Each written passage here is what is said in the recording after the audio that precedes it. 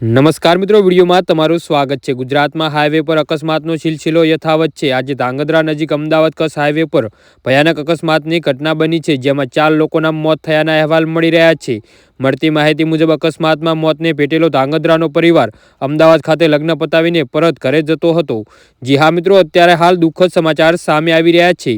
અકસ્માતની માહિતી મળતાની સાથે જ પોલીસનો કાફલો ઘટના સ્થળે પહોંચ્યો હતો। કારમાં સવાર તમામ મૃતકોના મૃતદેહને પીએમ માટે ધાંગધ્રા હોસ્પિટલ ખસેડવામાં આવ્યા હતા। પોલીસે અકસ્માતનો ગુનો નોંધીને તપાસ હાથ ધરી છે। રાજ્યમાં ધીમે ધીમે માર્ગ અકસ્માતોની ઘટનામાં વધારો જોવા મળી રહ્યો છે।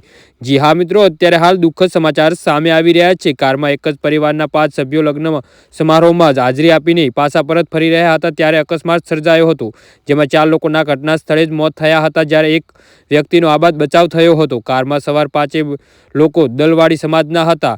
હાલ અકસ્માતની જાણ થતાં જ પોલીસની ટીમ ઘટના સ્થળે પહોંચીને આગળની કાર્યવાહી હાથ ધરી છે। જી હા મિત્રો, તો આના વિશે તમારું શું કહેવું છે તો નીચે મારી કોમેન્ટ બોક્સમાં જરૂરથી જણાવજો અને અમારી યુટ્યુબ ચેનલને સબસ્ક્રાઇબ કરવાનું ના ભૂલતા। વિડીયો પૂરો જોવા બદલ તમારો ખૂબ ખૂબ આભાર।